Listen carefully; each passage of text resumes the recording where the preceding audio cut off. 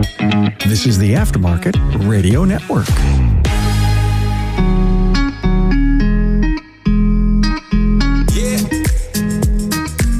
Welcome to another episode of Speak Up Effective Communication. I'm your host, Craig O'Neill. This is the show on the Aftermarket Radio Network focused on our communication, listening, and leadership skills. In our episode today, I'm going to be talking about an educational minute that I delivered in my home Toastmasters club and a general theme that has been pretty consistent in the books I'm reading and the things I'm thinking about and where my mind and heart are all pulling me. Now, I'll say on this show, we talk a lot about communication and leadership skills. And well, sometimes I just have something to say pulling from recent experiences that I really do hope will help or inspire you on your journey because it's helped me on mine. If you've caught on to some of my themes these past few months, especially, you'll notice that I have spent a lot of time discussing distractions and attention and the importance of being present for those we are with. These musings are interspersed, of course, with some immediately practical topics related to our automotive aftermarket, and all of it is seasoned with some what I hope are communication strategies applicable for just about everyone. You'll have heard me say, though, that sometimes it can be extraordinarily difficult to hear our own thoughts or the positive, usually softer voices in our lives, or especially difficult respecting those gentle tuggings on our soul, those unseen nudges that urge us forward into greater refinement. Our world has not made noticing such things easier. And I've been seeing a repetitive theme in my readings as of late regarding the negative impacts of technology. Now, what astonishes me is how things I have been paying attention to, how they take a long time to make sense. And once they do, suddenly you're making connections just about everywhere you go. Like you suddenly realize there's this song playing and the lyrics are describing you. And it's just like that sometimes. And it's why I love to read. And it's why I love seeing the reference of the things I'm reading echoed in all sorts of other areas. I'm going to tell you, this episode's semi-story shared experience here ends with me taking the next logical step to my Irish goodbye on Facebook. I've talked about that in a few previous episodes here. An Irish goodbye, for those that maybe aren't aware, is when you just don't say anything about leaving an event or a party and you just leave. The next step for me, though, in this was actually deleting my Facebook account. Pretty significant choice, considering I stay in touch with a lot of you out there on Facebook. That doesn't mean I won't be staying in touch. I'll have some other avenues here, and of course, this show and reaching out to me in more personalized communication, always welcome. And I'm still on LinkedIn. But hey, it takes like 30 days, I guess, to delete a Facebook account anyway. It hasn't been completed yet. Don't be alarmed if I'm not your friend anymore. It's not because I unfriended you. It's I deleted my account. So I did want you to know that. Every episode also has a word of the day. The word of the day today is puerile. I will spell that for you and define that word for you after we hear a brief word from our sponsors who make this show possible, make this journey possible. Really appreciate everyone that sponsors. Thank you. Looking for something meaningful? The Institute's coaching helps you leave a legacy, empower your team, and contribute to your community. Discover more at wearetheinstitute.com/business-assessment. AutoFlow is your partner in technology. With AutoFlow, enhance your client interactions in a single thread before, during, and after the visit.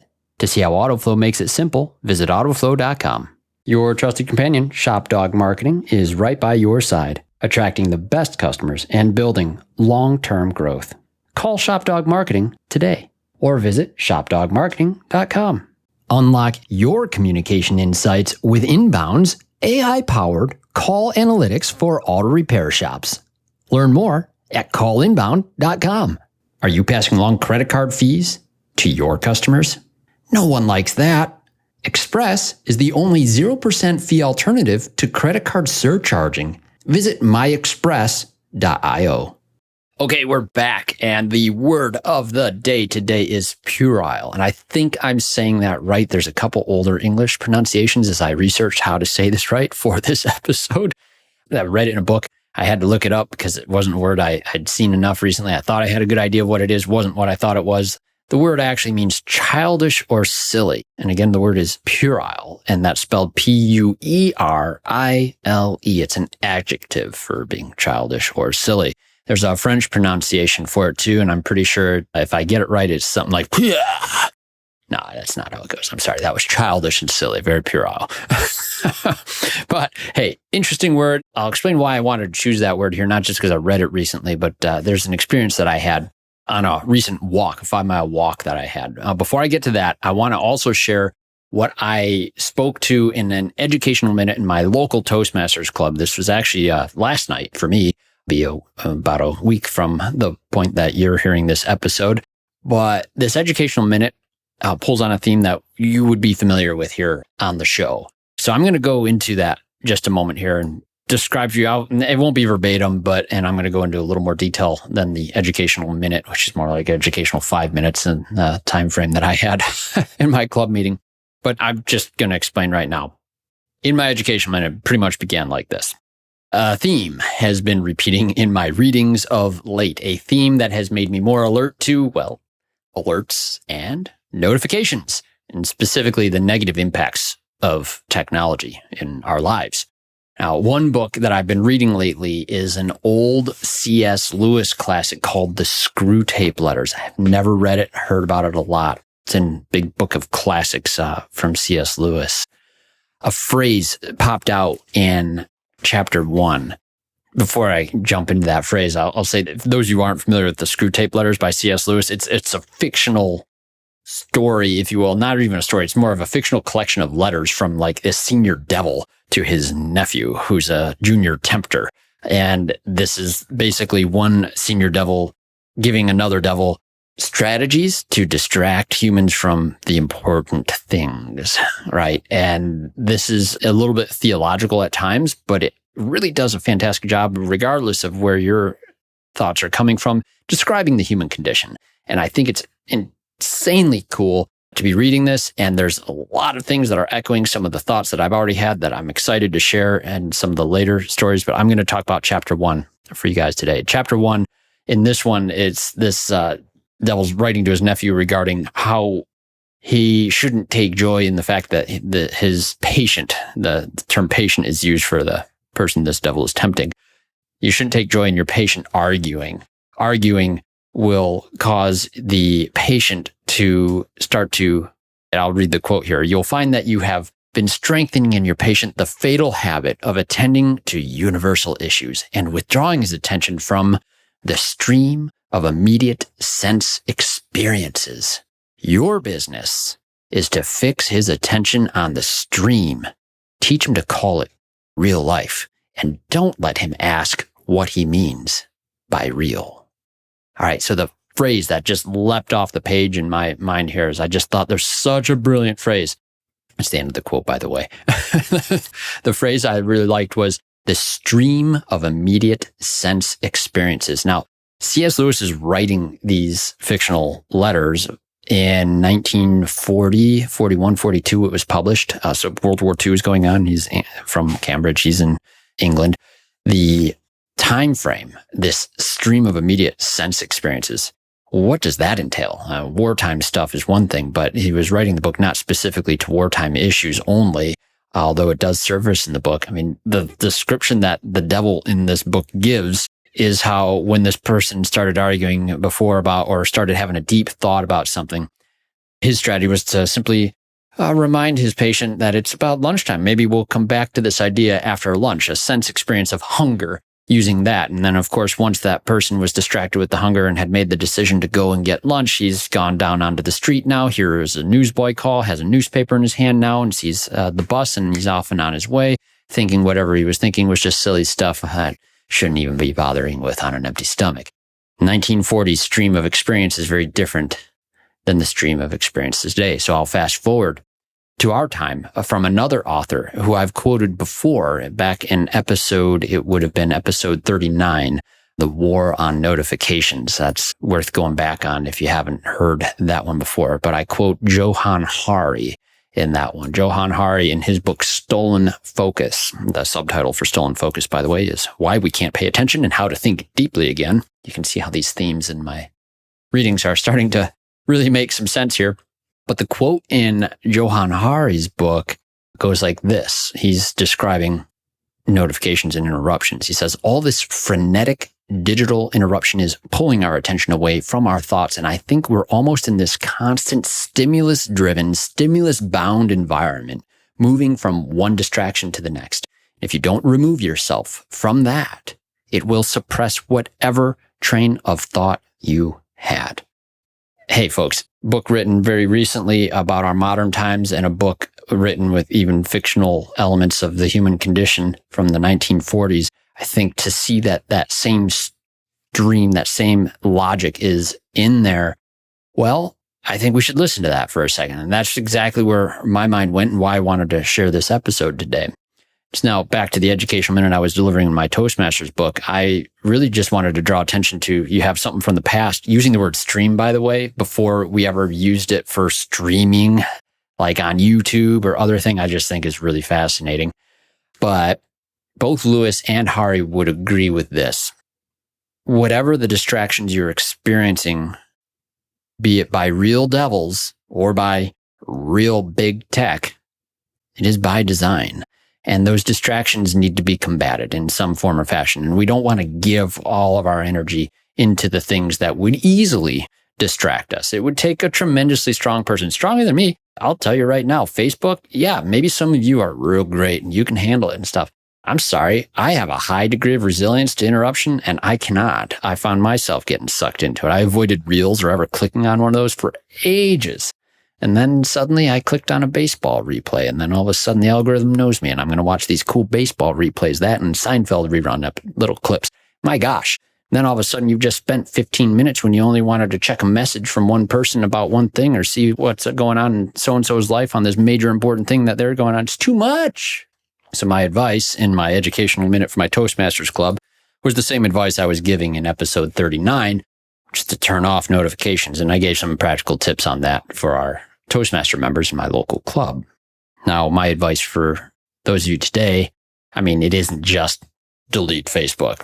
You might have some practical purposes to be there, and I totally get that. I can do that. We have a marketing team with AutoFlow. I have guys that will post our stuff on there, and it's great. When there's a marketing team that's working on getting the message out on other important things for you, it's a little easier to say, yeah, I'm done there. But we still have to advertise there. Then it feels all hypocritical and all the things. Guys, I get it. It's a tear. It really is a hard choice to make. Imagine taking on each day with a team that cares about doing more. They're motivated, skilled, humble, and hungry.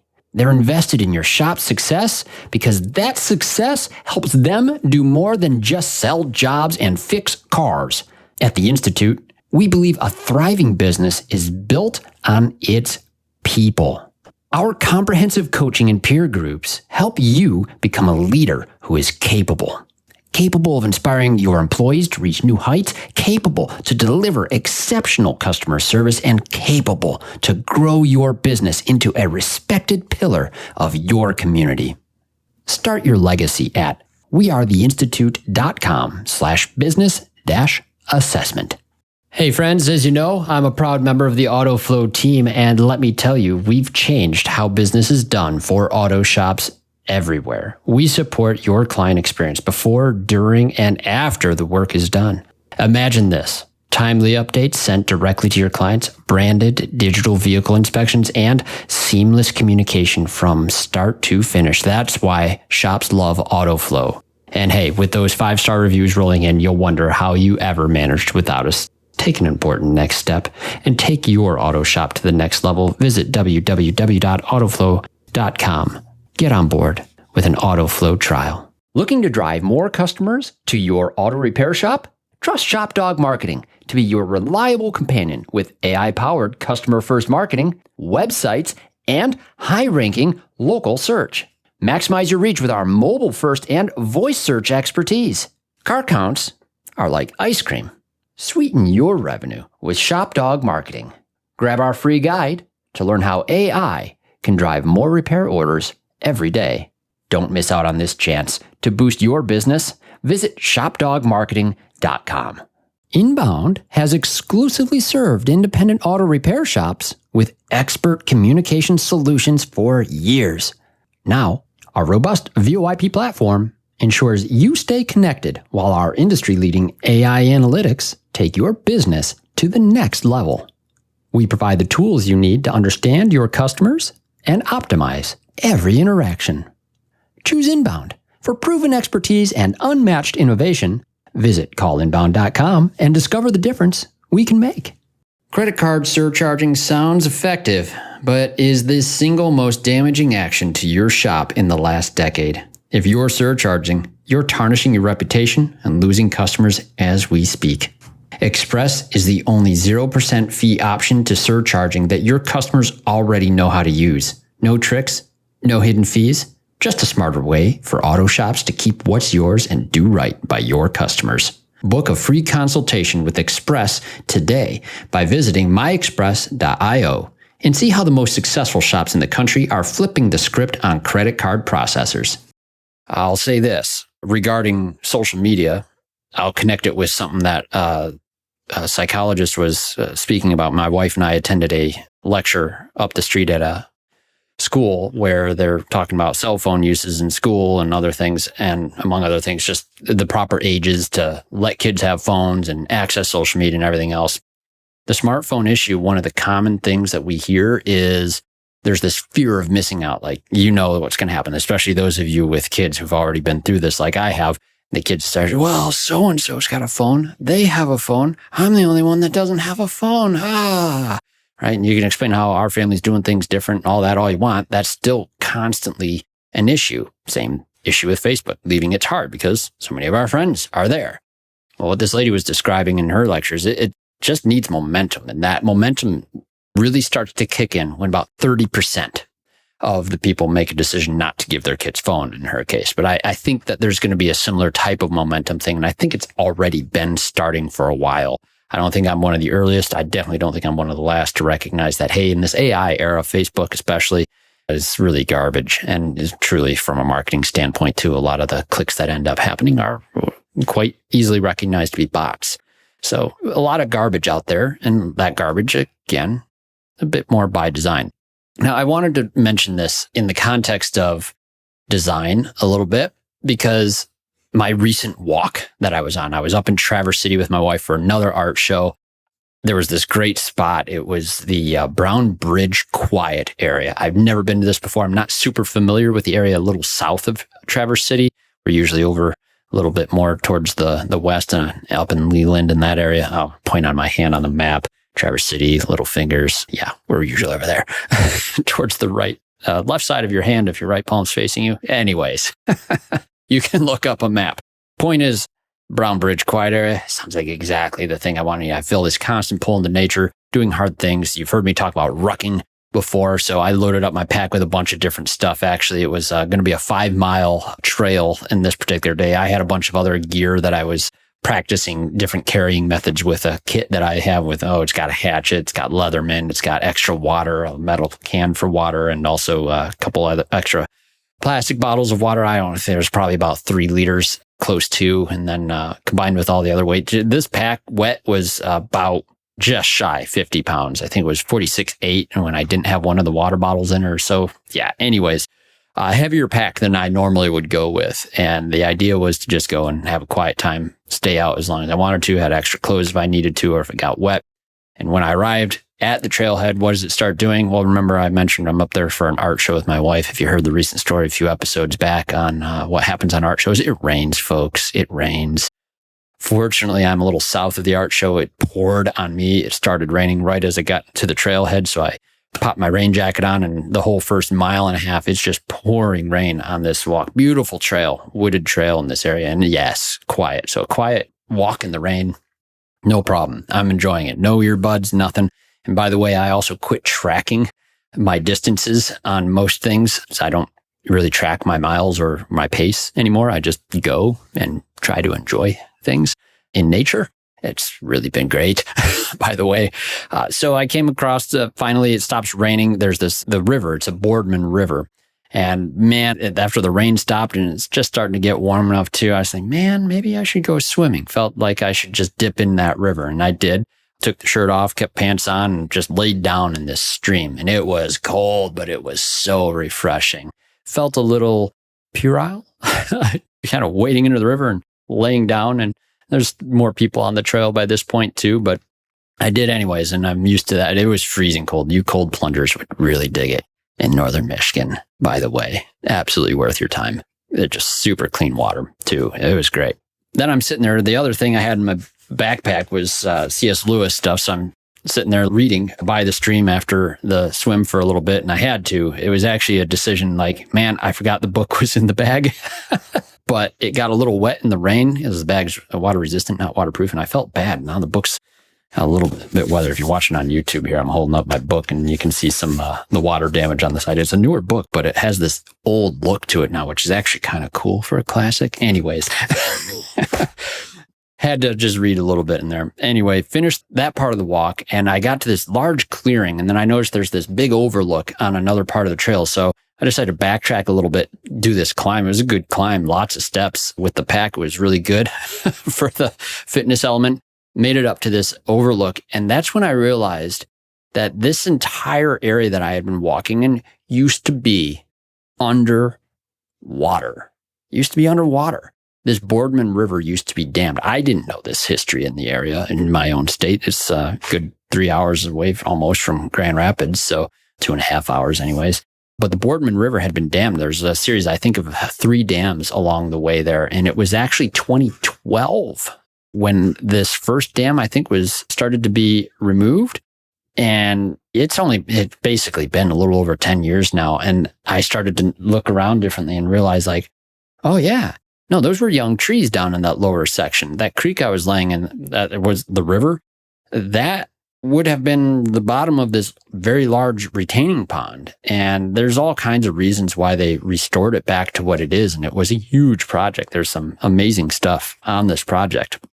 But I was thinking about it, just how the issues with sediment and everything else backing up on this river the whole time. And the other reasons why there's some native tribes in the area. That river is a long legacy in their tribes. They wanted it restored too, and lots of reasons. And it's just absolutely astonishing, beautiful to see this restoration after this dam, after this thing blocking the water was removed and the new life that was coming from it. And it was just so cool to have walked through it unaware of that history and then climbing up above it and looking down and seeing it.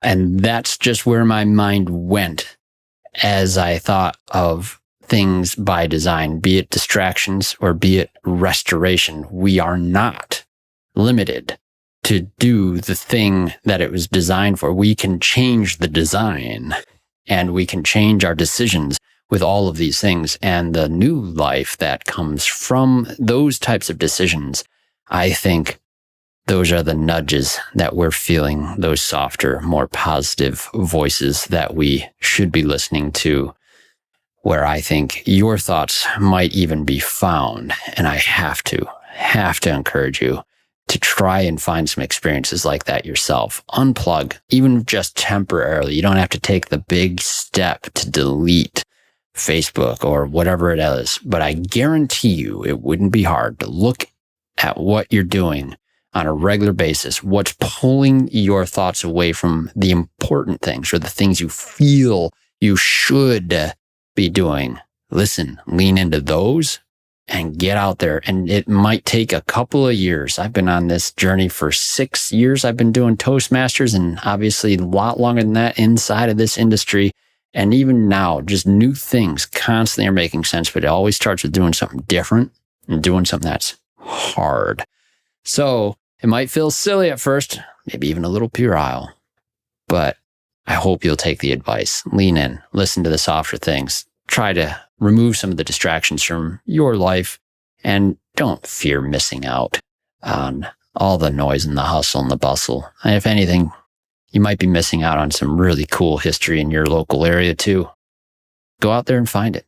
So, hey folks, I hope this is inspiring for you. I have so many other things I shoot. There's the lyrics on a song and I was driving home. I'm a big Cat Stevens fan, especially his older classics. And there's actually in 2020, some of you who know Cat Stevens, I'm pretty sure my audience is of age where we respect that generation of music very much. The classic On the Road to Find Out. It's on the album T for the Tillerman. I didn't even realize this while I was on a longer hike at one point with earbuds in. I do that sometimes still. And T for the Tillerman, he did a second album in 2020. And the rewrite of On the Road to Find Out has this sort of bluesy beat to it. If you have never listened to blues music, by the way, I had a good technician in our shop that got us all interested in blues and Eric Clapton and all kinds of good stuff. And man, once you get a blues beat in your head, you're going to chill out real easy and things slow down real nice. You can use some technology still to do that stuff too. It's not all bad, folks. But man, there's just some of the lyrics on there were so good. You just pick it up and listen to it. If you haven't listened to that in a long time, On the Road to Find Out by Cat Stevens. I'll tell you the last refrain that's repeated 3 times. It's always a good communication strategy, by the way. See, we always season these things with communication tips. The last refrain goes like this. Yes, the answer lies within. So why not take a look now? Kick out the devil's sin. Pick up a good book now. Such a good lyric. So I hope you do the same. Get out there. Kick out the devil's sin. Those Screw Tape Letters is a fun read, by the way, if you haven't picked that one up. And yeah, it's a good book to pick up. So wonderful. All right, folks, something to add, anything you're curious about, as always, please feel free to reach out. I love hearing from you. Email me here at speakup@craigoneil.net. Any cool things that have been a theme in your life I'd love to hear about. I'd love to have a conversation with you about it. And perhaps we even do that right here. speakup@craigoneil.net. Appreciate hearing from you on anything. And of course, please remember, listen up to the other shows on the Aftermarket Radio Network. We have Remarkable Results Radio with Carm Capriato, also the namesake for our Remarkable Results Toastmasters Club meeting online the first and third Thursdays each month. Then, of course, Diagnosing the Aftermarket, A through Z with Matt Fonzo, a man who I love to pick on and likes to pick on me. And it's because he knows my brother, and we will do an episode with him and my brother someday. I promise this. Then Business by the Numbers with Hunt Demers. We've had him on the show. Wonderful man. The Auto Repair Marketing Podcast with Brian and Kim Walker. Been a guest on theirs. I need to have them here. I will see them at the Mars Intensive put on by the Institute. That'll be in September. That's coming up. That's less than a month away as of today. Wow. That's going to be great to see everybody there. And then, of course, the Weekly Blitz with Coach Chris Cotton. Shoot, last time I saw Chris was at Vision. We've had a conversation since then, though. We need to get together with Chris. All right. Anyway, thank you so much to our sponsors. Thank you, our loyal listeners, for joining us today. Now get out there, listen up, speak up, pick up a good book now. Thank you. You've been listening to Speak Up, Effective Communication with Craig O'Neill on the Aftermarket Radio Network. Follow Craig on your favorite podcast listening app and on his YouTube channel. Let him know what you'd like him to speak up about. Craig is all for advancing the automotive service aftermarket.